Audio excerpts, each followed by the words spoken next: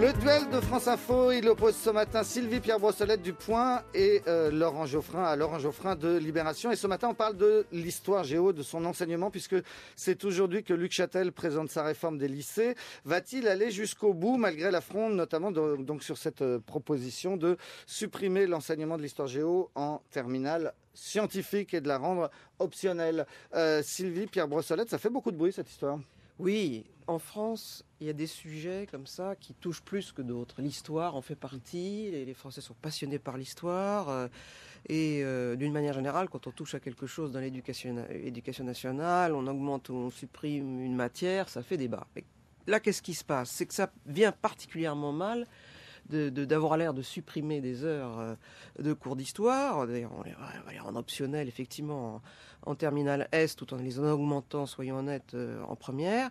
Et au même moment, on organise un grand débat sur l'identité nationale, on s'interroge sur notre histoire. Enfin, ça paraît complètement contradictoire. Et puis, au même moment aussi, il y a Copenhague, on s'intéresse à la planète, on supprime la géo. Enfin, ça paraît débile. Bon. Et surtout à l'heure où les entreprises demandent que leur cadre, maintenant, soit un tout petit peu plus cultivé et pas juste des bottes d'ingénieurs ou de comptables. Bon, alors, c'est vrai que ça fait bizarre, cette réforme, qui a l'air très malvenue, qui est sans doute un peu triste, effectivement, pour cette discipline en terminale, mais il faut comprendre la logique interne de cette réforme. On veut faire des filières, une filière littéraire qui a l'air de se tenir, et qui, elle, sera bourrée d'histoire, et puis une vraie filière scientifique, dont il faut rappeler qu'elle l'était déjà en terminale, puisque les élèves commencent dès janvier à passer les concours dans les prépas. Et ils ne s'intéressaient absolument pas à leur enseignement d'histoire. Il faut quand même regarder les choses en face. C'est pas parce qu'on dit qu'il y a 2 heures ou 3 heures d'histoire par semaine que les élèves qui vont passer les concours et le bac scientifique apprennent quelque chose. Donc il faut être un peu juste. Je trouve ça évidemment toujours dommage quand on n'enseigne pas l'histoire, qui me passionne.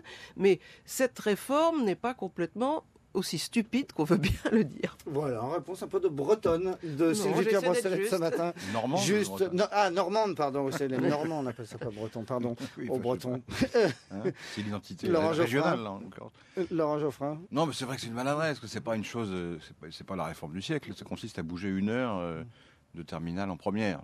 Il y a des réformes plus importantes que ça. Mais vous en avez quand même fait la une de Libération avant-hier. Oui, parce que ça touche à un symbole, c'est ça la question. C'est que c'est maladroit. Parce que ça ne peut être interprété que comme une dégradation, même si elle n'est pas très importante, une dégradation de l'importance de l'enseignement de l'histoire dans la formation des élèves et des futures élites, en l'occurrence, puisque souvent ils viennent de cette section S. Et évidemment, ça c'est une erreur psychologique pour le moins, puisque l'histoire c'est une matière civique. Alors j'entends bien que ça ne sert absolument à rien pour faire de la finance ou pour s'occuper de construire des TGV ou des choses comme ça. Mais par contre, pour juger des affaires publiques, c'est utile. Et si on remplace progressivement l'histoire par la mémoire, on sait bien que ça a de graves inconvénients. C'est que la mémoire, elle est psychologique, elle est émotionnelle, et elle ne correspond pas à la réalité des choses.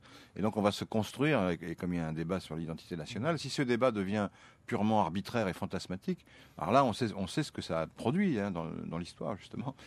C'est qu'on a une vision légendaire de ce qu'est l'histoire du pays, et donc on a tendance à en faire quelque chose d'excessif et de fonder son action publique sur des choses fausses.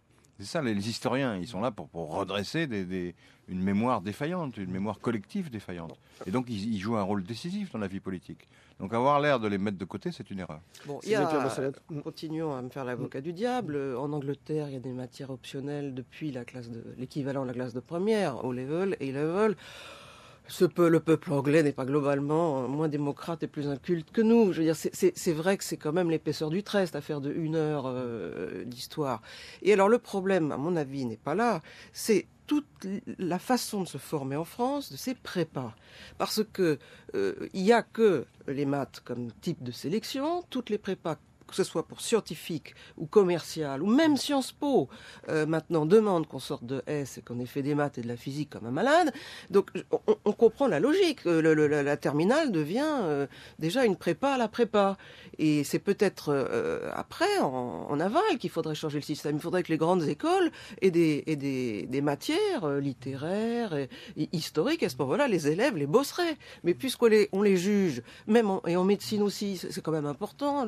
Et le français, pourquoi on l'a supprimé aussi en terminale? Enfin, on demande à tout le monde de savoir un peu l'orthographe.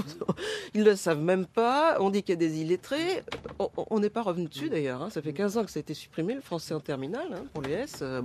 Bon, là, on le fait pour l'histoire parce qu'il y a toute une logique où il faut tout se concentrer sur les maths. C'est désolant, mais je pense qu'il y a toute une logique de spécialisation par la sélection par les maths, que c'est ça qui doit être revu.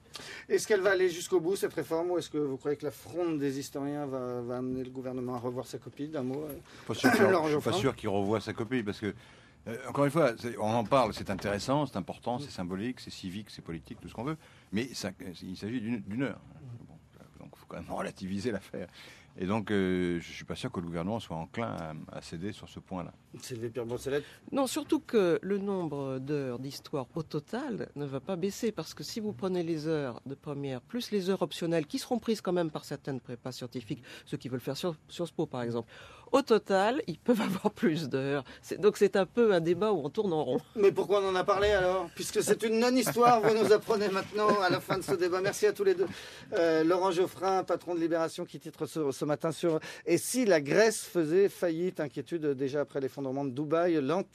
L'entêtement grec affole les marchés. Et Sylvie Pierre-Brossolette du Point, le Point qui fait sa une sur les plantes qui peuvent soigner la dépression, mais le Point qui publie surtout une enquête sur Alain Juppé. Et s'il y allait en 2012, bonne question, et si Alain Juppé se présentait au présidentiel en 2012? La tentation de l'Élysée, pas la tentation de Venise. À lire dans le Point. Ça, c'est important.